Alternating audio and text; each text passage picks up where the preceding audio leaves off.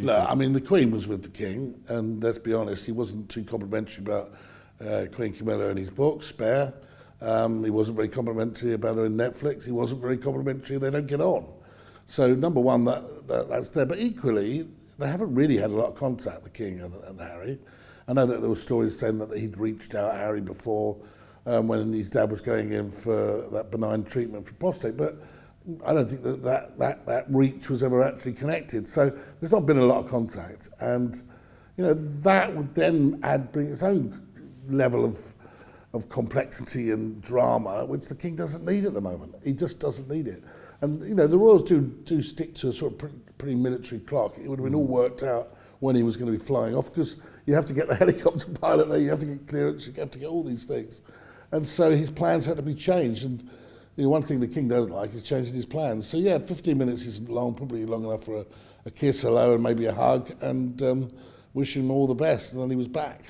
You're right. I'm interested about that the fact that it brought unwanted drama, because he'd had his care on Monday, and part of that would mean we don't know. We can't delve into speculation about what kind of. We don't know what kind of cancer. We don't know what kind of treatment he has had. But there will be, almost like when the Queen, during COVID time, she had Operation Bubble. So there will be a kind of care plan for the King. And so we know that he won't meet Sunak face to face until the 21st of February.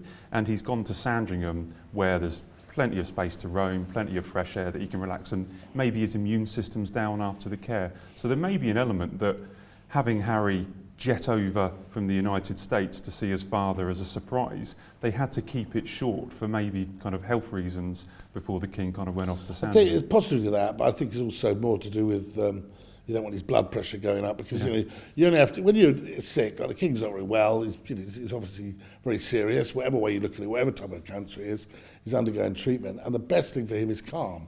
And let's be honest, after the initial kiss and hug, love you, Dad, hope you get better soon, what issues are going to get raised? Things that will send his blood pressure rising. So my feeling is it was probably best to just keep it on a very low-key basis.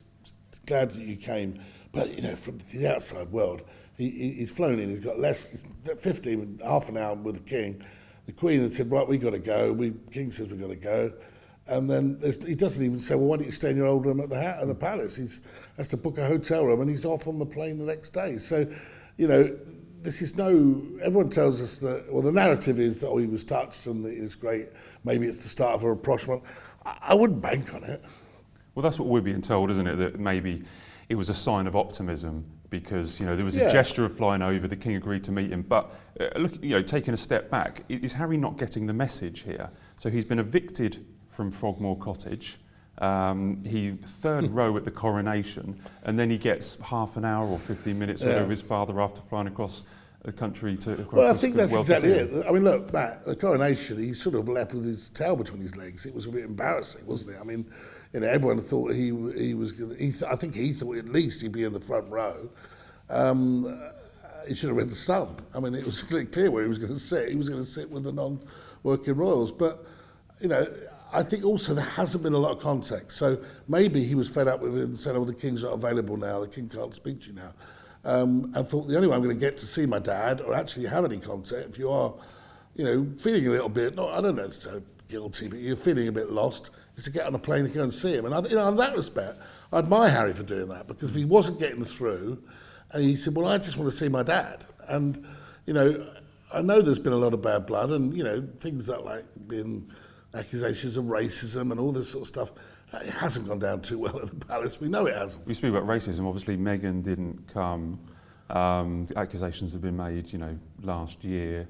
Very strong accusations. Would the King have wanted to see Meghan, do we think? I mean, is it wise that Meghan didn't come? She hasn't said anything publicly, or was it wise just for Harry to come over? I think, given what's going on with Catherine sick and things that have been said about her, the Queen obviously just wants to look after the King. She's like there, making sure nobody upsets him. And it's not just his son or his sons or his family or anything. All the other courtiers should be saying, "Oh, can we just look at this paper or that paper?" The Queen will be making sure that he's protected and that's stopped. And I think personally that whatever way you look at it, Harry flying over, I can understand he's a caring son. is somebody that might be feeling, oh, maybe I've got this all wrong. But he probably just wanted to say, wish his dad the best. But it's a clear message there.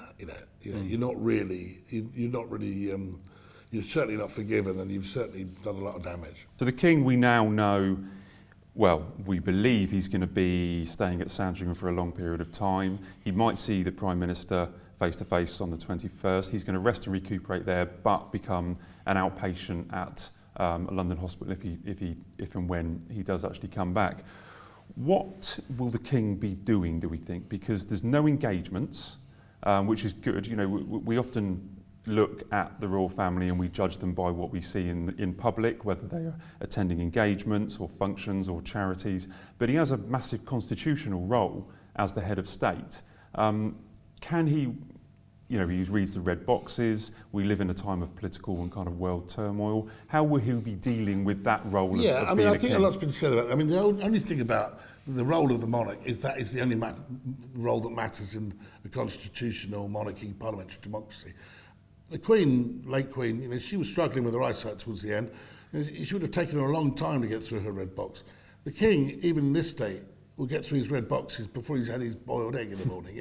He's a voracious reader, and he'll be reading an awful lot. And so, not only his red boxes, he hasn't really had time to relax. He hasn't been able to paint really. Watercolourist, he's a brilliant watercolourist. He hasn't had a chance to do that. I remember speaking to him at Dumfries House, and he said, "Oh, I just don't get the time." Now, what they will try to stop him doing is having the contact with his foundation and all the charity work he does. And I think that needs to be pushed back for other people to involve themselves with. And he should just focus on his constitutional affairs. Other than that, a bit of painting, maybe listening to Leonard Cohen, just relaxing. I would have thought that he'll stay at Sandringham House until they sort of shut it down. And then he may go to Wood Farm, because remember when the late Queen was very sick, she went to Wood Farm. It's where Prince Philip lived as well most of the time. It's a very relaxing place, and he can be there with just a couple of servants and just really chill out.